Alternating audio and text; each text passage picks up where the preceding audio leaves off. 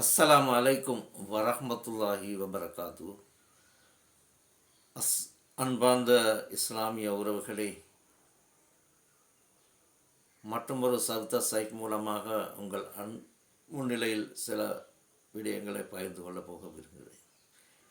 இன்றைக்கு எடுத்துக்கொண்ட விஷயம், நாங்கள் உறவுகளை பேணுகிற விஷயத்திலே நாங்கள் செய்யக்கூடிய தவறுகள். உண்மையிலே உறவை பேணினால் வாழ்ந்தால் சுவர்க்கம் நிச்சயம், இல்லாட்டி சுவர்க்கம் ஹராம்.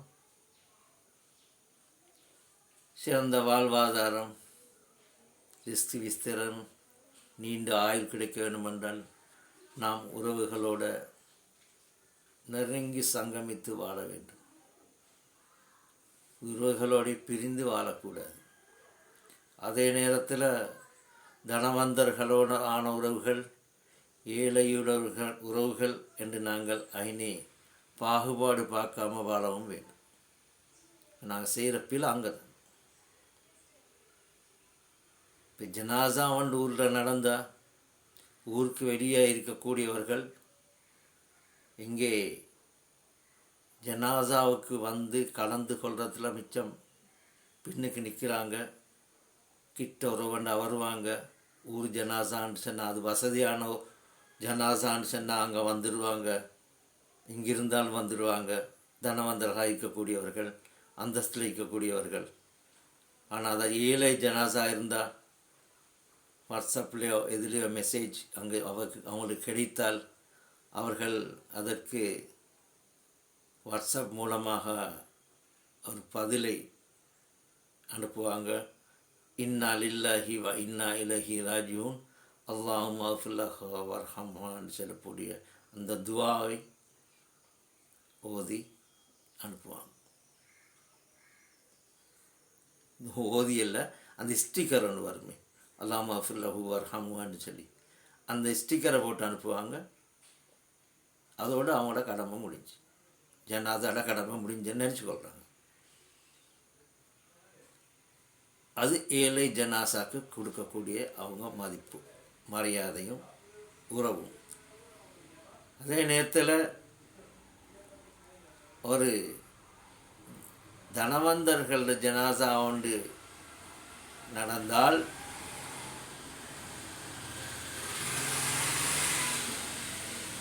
அந்த ஜனாசாவுக்கு நாங்கள் எந்த நாட்டில் எந்த தொங்கல் இருந்தாலும்,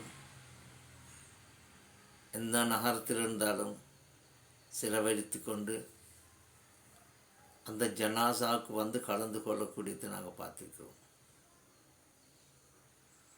அங்கே வந்தால் தனவந்தரோட கொஞ்சம் பேசிக்கொள்ளலாம், அந்தஸ்தானவர்கள் வருவாங்க.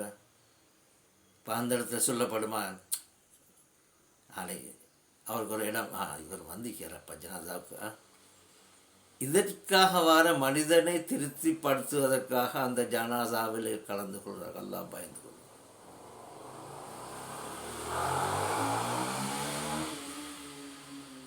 இன்றைக்கு 4-5 வருஷத்துக்கு முந்தைய ஒரு நடந்த சம்பவத்தை நான் இதுக்கு உங்களுக்கு உதாரணமாக சொல்கிறேன்.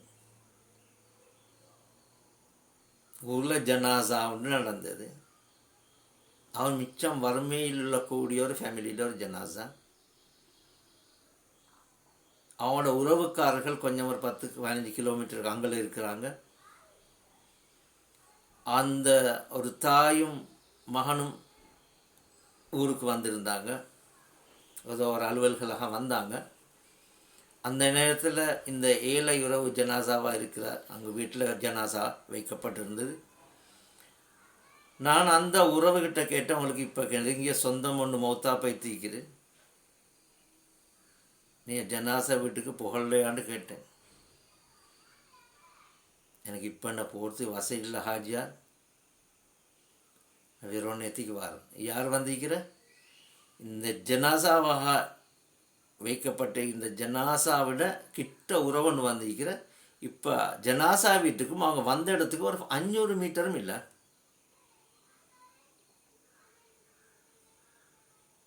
வரல. ஆனால் இந்த ஜனாசாவாக இருக்கக்கூடிய அந்த மனிதன் உறவொன்றிக்கு ஒரு 60-70 கிலோமீட்டர் கங்கல ஒரு உறவிக்கு கூட பிறந்த சகோதரர் இருக்கிறாங்க, ஒரு 60-70 கிலோமீட்டர் அங்கே. இப்போ நான் அந்த சந்தித்த தாயும் மகனும் 10-15 கிலோமீட்டர் அங்கேருந்து வந்திருந்தாங்களே ஒரு அலுவலராக, அவர்கள் ஃபெமிலியோடு சேர்ந்து கொஞ்சம் காலத்துக்கு ஒருக்கா உறவை கொண்டாடுறதுக்காக அந்த வசதியாக இருக்கக்கூடிய அந்த ஃபேமிலிக்கு வீட்டுக்கு போகிறாங்க, இருக்கிறாங்க, வராங்க, உறவு கொண்டாடுறாங்க. அல்ஹம்துலில்லாஹ், உறவு கொண்டாட வேண்டும், பாகுபாடு இல்லாமல் கொண்டாட வேண்டும். இது இங்கேயே இந்த பாகுபாடு அவர்களே. அந்த சந்தித்த உறவு, அந்த தாயும் மகனும் அவங்களோட ஃபேமிலி மிச்சம் வறுமையில் இருந்த ஒரு ஃபேமிலி தான்.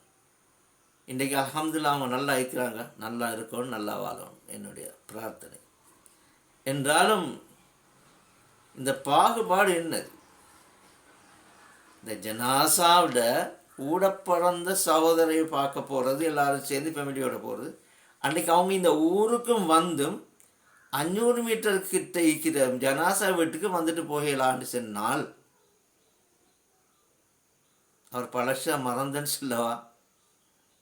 சகோதரர்களே, ஹாஜிக்கு மேல் ஹாஜ், உம்ராக்கு மேல் உம்ரா வெண்டு போட்டு ஆயில ஜமாத்தில் கொடுத்து கொண்டு வருஷத்துக்கு ஒருக்கா 40 நாள் 4 நாள் தான் போய்கொண்டு இந்த ஜனாசாவில் கலந்து கொள்ளாமல் போகக்கூடியவர்களை நாங்கள் பார்க்குறோம்.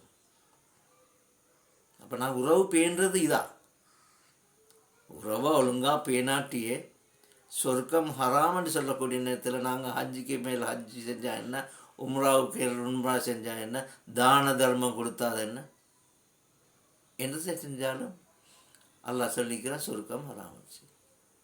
அப்போ சகோதரர்களே, ஏன் இப்போ ஊருக்கு பெருகிக்கக்கூடியவர்கள் ஊரில் இந்த ஜனாசாக்களுக்கு வசதியான இடத்துகளுக்கு வாரது காரணம் ஒரு பிரச்சனை மிக்கி தானே சொன்ன மாதிரி.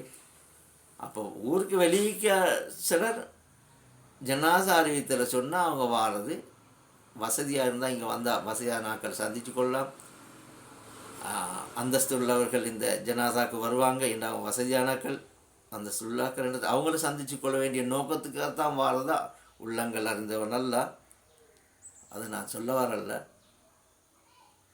ஆனால் ஏழை மக்கள் மௌத்தா போனான், அதுக்கு ஒரு ஸ்டிக்கரோடு மாற்றம் இன்னால் இல்லாய் வைனா இல்லை ராஜும் அல்லாஹ் வரமாண்ட வாட்ஸ்அப்பில் ஒரு மெசேஜை போட்டுட்டு அந்த அறிவித்தவங்களுக்கு தான் அந்த மெசேஜ் வர்றது இல்லாமல் ஜனாசா வீட்டுக்கும் அந்த மெசேஜ் போய் சேர்றது இல்லை.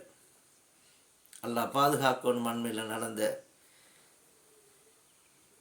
வரலாறு காணாத அழிவு, வரலாறு காணாத மழை, வரலாறு காணாத மண் சரிவுகள். இன்றைக்கு எவ்வளோ பெரிய கோடீஸ்வரனுங்கள் கூட இன்றைக்கு ஒன்றுமே இல்லாத நிலைமையில் ஆயிட்டாங்க. மௌத்து எந்த நேரம் வரும், எல்லாம் பயந்து கொள்வோம், உறவுகளோடு சேர்ந்து வாழ்வோம். பணக்கார உறவு, ஏழை உறவு என்ற பாகுபாடு இல்லாமல் மௌத்து வரையும் எம்முடைய